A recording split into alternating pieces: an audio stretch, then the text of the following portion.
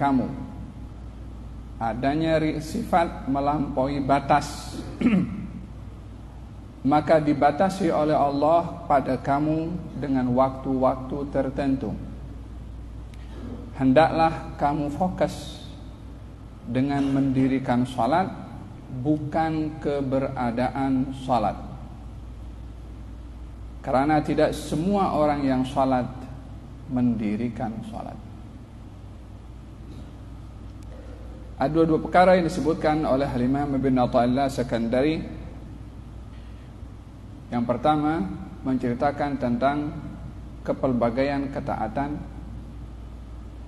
Yang kedua menceritakan tentang pembatasan dalam taat. yakni dalam taat itu ada batasannya. Kenapa taat dibatasi? Dan ketaatan ini bermacam-macam. Kenapa bermacam-macam? Nah, ini hikmah yang pertama. Hikmah yang kedua, katanya hendaklah fokus kamu mendirikan salat, karena tidak semua orang yang salat mendirikan salat. Jadi dua hikmah dicantumkan dalam hikmah yang ke-129 atau 109 dan 119 dan 120. Nah,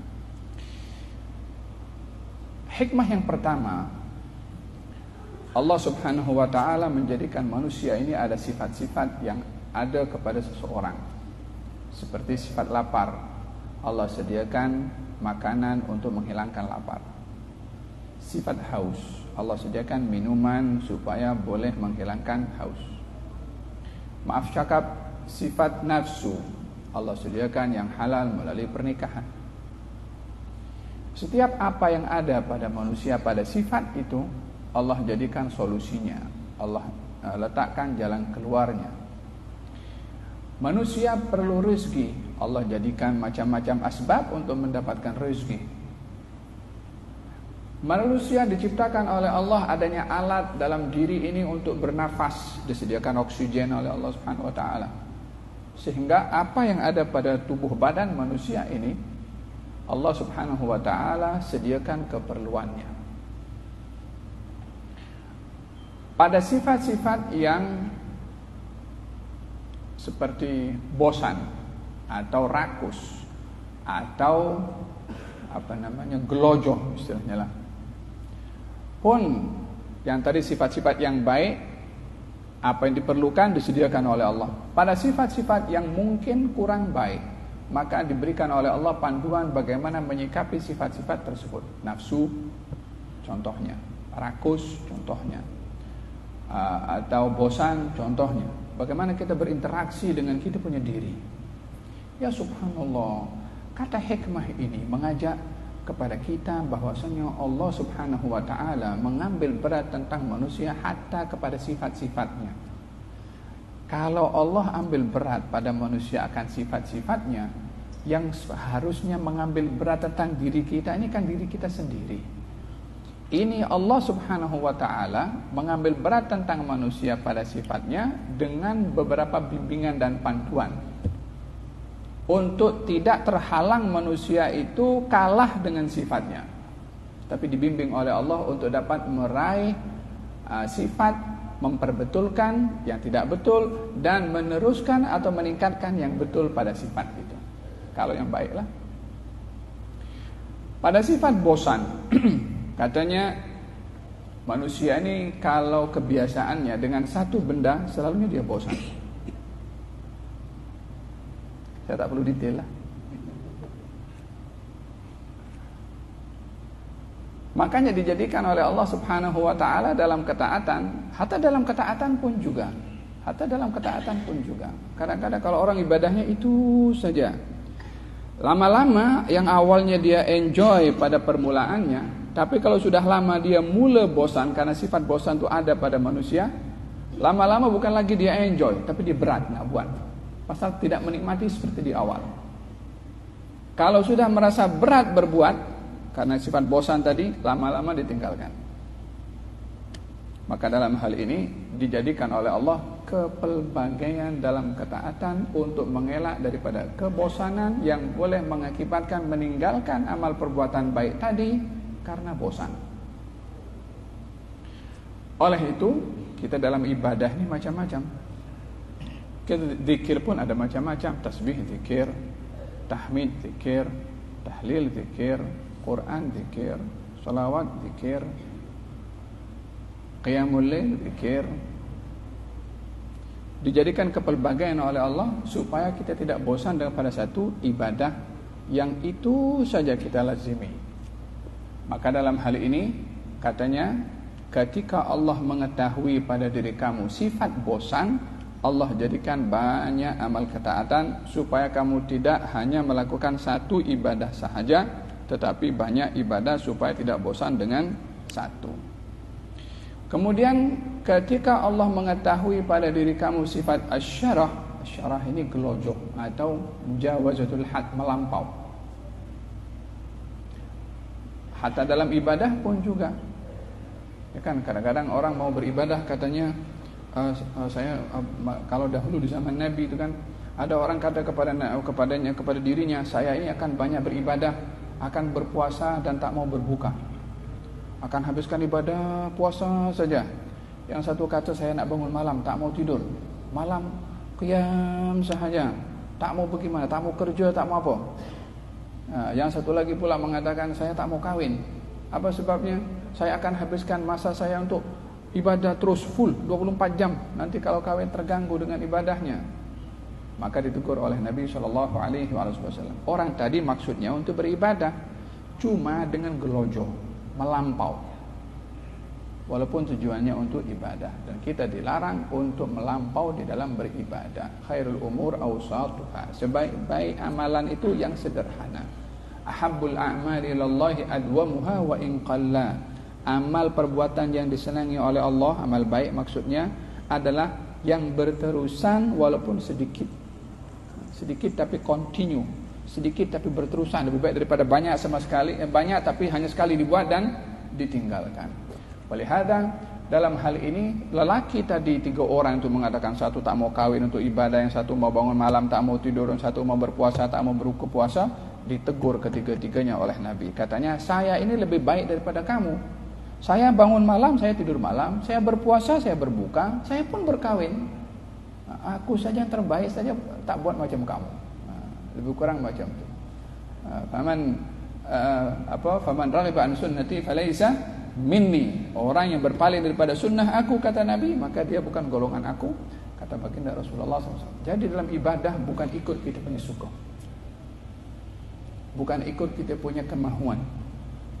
Oleh sebab itu katanya, ketika Allah itu mengetahui pada hamba ini adanya sifat gelojoh, melampau, kadang-kadang dalam ibadah pun juga, maka dibatasi oleh Allah Subhanahu wa ta'ala pada ibadah itu.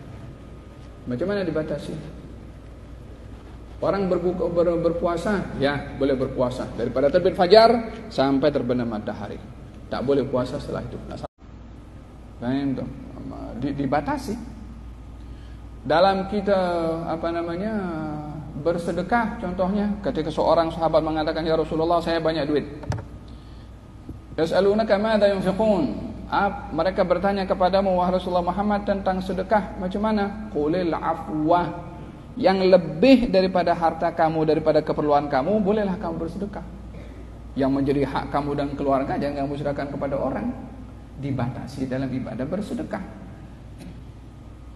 Wahakala. Jadi di dalam kita beribadah ini, satu ibadah itu tidak boleh menjejaskan ibadah yang lain. Yang kedua, ibadah itu tidak boleh dilakukan melebihi daripada kemampuan. Ini hikmah yang pertama. Dikatakan kita dalam satu hari itu ada 5 waktu kita tidak boleh sholat. Saya nak sholat, tapi 5 waktu tak boleh. Bila? Satu, selepas sholat subuh, sholat sunnah maksudnya. Yang kedua, time matahari tengah di atas, istiwa. Yang ketiga, saat matahari terbit. Yang keempat, saat matahari terbenam. Yang kelima, selepas sholat asar. 3 terkait dengan matahari, 2 terkait dengan sholat. Selepas sholat subuh tak ada sholat sunnah. Selepas sholat asar tak ada sholat sunnah. Saat matahari terbit tak boleh sholat sunnah. Saat matahari tegak di atas tak boleh sholat sunnah, kecuali hari Jumat. Dan saat matahari terbenam tak boleh sholat sunnah. Saya nak sholat, syariat kata jangan. Kita diatur oleh syariat, bukan ikut kita punya suka. Kan itu ibadah dari Allah Subhanahu wa taala, so kita ikut panduan, katalognya itu daripada Allah Subhanahu wa taala. So kita kena ikut katalog yang sudah ditetapkan. Wa liyakun hammuka iqamatus shalah. Hendaklah kamu fokus pada mendirikan salat, bukan adanya salat. Karena tidak semua orang salat mendirikan salat. Apa bedanya orang salat dengan orang mendirikan salat? Dalam Quran ini ada digunakan oleh Allah Subhanahu wa taala mengenai salat dengan 2. 1, mendirikan salat. Dan itu banyak sekali dalam Al-Qur'anul Karim. Yang kedua, orang salat. Apa bedanya mendirikan salat dengan orang salat? Orang yang mendirikan salat itu adalah orang yang bersiap sedia untuk berhadapan dengan Allah sebelum salat, memerhatikan tuntutan salat di dalam salat akan rukun, sunnah dan adabnya, mengambil berat implikasi daripada selepas salat. Itu orang mendirikan salat. Before, sebelum, saat dan after, setelah. Adapun orang yang salat, orang yang tak memperhatikan ketiga-tiganya, salatnya ada, perhatian untuk dia menghadap kepada Allah sebelum salat, masa saat salat dilakukan tidak mempedulikan, dan implikasi selepas salat pun tak diperhatikan. Yang penting aku dah salat, macam itu lebih kurang. Kita dalam Al-Quranul Karim, Allah Subhanahu wa taala berfirman menggambarkan tentang orang salat tapi tidak mendirikan salat. Golongan kaum munafikin katanya, wa idza qamu ila sholati qamu kusala yura'una an-nasa wa la yadhkuruna Allaha illa qalila. Orang-orang munafik itu kalau salat dia malas. Salat dia tapi malas. Dan ketika salat riya, yura'una an-nasa, nak tunjuk pada orang, aku pergi masjid, aku begini. Nak tunjuk je. Mungkin di rumahnya tak buat macam tu. Ini sifat orang salat tapi tidak mendirikan salat. Kedua, Allah Subhanahu wa taala berfirman dalam Al-Qur'anul Karim, fawailul lil musallin alladzina hum an salatihim sahun. Celaka orang yang salat. Orang salat pun dikatakan celaka di dalam Al-Qur'anul Karim karena tidak mendirikan salat. Salatnya ada tapi tidak didirikan dengan betul. Siapa orang yang celaka dalam salat? Alladzina hum an salatihim sahun. Orang yang dia cuai, lalai dalam salatnya. Apa orang cuai dalam salat? Tidak khusyuk, tidak ambil berat untuk berusaha untuk khusyuk. Orang cuai dalam salat melambat-lambatkan waktunya daripada waktu yang sebenarnya masuk waktu nanti dulu. Zuhur itu 2 jam, 3 jam lebih, tak apa, tunggu nanti. Meeting belum selesai lagi. Ini meeting dengan Allah Subhanahu wa taala. Yang lebih kita ini dalam kehidupan keduniaan perlu kepada Tuhan. So jadi apa yang kita perlukan daripada dia itu kita kan dahulukan, berbandingkan yang kita perlukan daripada manusia. Manusia itu kan semuanya perlu kepada yang satu saja. Dia tak perlu kepada siapa. Ada orang yang salat tapi tidak mendirikan salat. Ada seorang di zaman Nabi SAW salat. Datang, Nabi tengah duduk dengan sahabat, dia datang salat. Selesai salat, dia bangkit pergi duduk kepada Nabi, duduk di halaqahnya Rasulullah. Katanya, ya fulan, qum fasalli fa innaka lam tusalli. Hai fulan, balik lagi, salat lagi. Tadi kamu tidak sholat. Dia sholat berarti haram menghadap kiblat, dia baca tahiyat, baca Fatihah, selesai. Kata Nabi, fa innaka lam tusalli. Kamu tidak sholat, belum sholat. Ini sholatnya tadi tak dikira. Ya buat lagi sholat. Duduk balik, kata Nabi. Ya fulan qum wa salli fa innaka lam tusalli. Bangkit balik. Kamu sholat, tadi kamu tidak sholat. Secara zahirnya dia sholat. Sampai 3 kali. Setelah kali yang ketiga, ya Rasulullah, ajarkan kepada saya macam mana sholat yang betul. Katanya, kalau kamu sholat, angkatlah takbiratul ihram, baca surat Al-Fatihah, diajarkan. Kemudian kamu rukuk, sehingga kamu tenang dalam rukuk kamu. Kemudian kamu i'tidal, sehingga kamu tenang pada i'tidal kamu. Sehingga kamu sujud, dan kamu tenang dalam sujud kamu. Tumaknina maksudnya. Ini orang tadi ekspres punya sholat, macam 7 menit sholat tarawih itu. Sholatnya ada, iqamahnya tak ada, mendirikan sholatnya tidak ada. Oleh sebab itu dalam Al-Quranul Karim, kalau sebut masalah sholat, mesti diiringi dengan mendirikan sholat. Aqimus sholah, yuqimunas sholah, aqimus sholah. Mesti ada iqamahnya itu. Apa sebabnya? Disebabkan oleh karena mendirikan sholat itu mengambil berat tentang sholat sebelum, mengambil berat tentang sholat saat dilakukan, mengambil berat tentang sholat setelah dilakukan. Apa yang perlu dilakukan oleh seorang sebelum melakukan sholat? Menghadirkan diri bahwasanya dia akan menghadap kepada Tuhan yang Maha Kuasa. Perasaan itu mesti ada saat kita ingin sholat. Bersiap sedia sebelum sholat tiba waktunya. Itu beberapa hal yang terkait dengan sebelum sholat untuk didirikan. Saat sholat didirikan, fokus kalau kita sedang berhadap kepada Tuhan. Tahu rukunnya, tahu sunnahnya, tahu adab-adabnya dalam sholat. Yang ketiga, implikasi daripada sholat. Apa implikasi daripada sholat?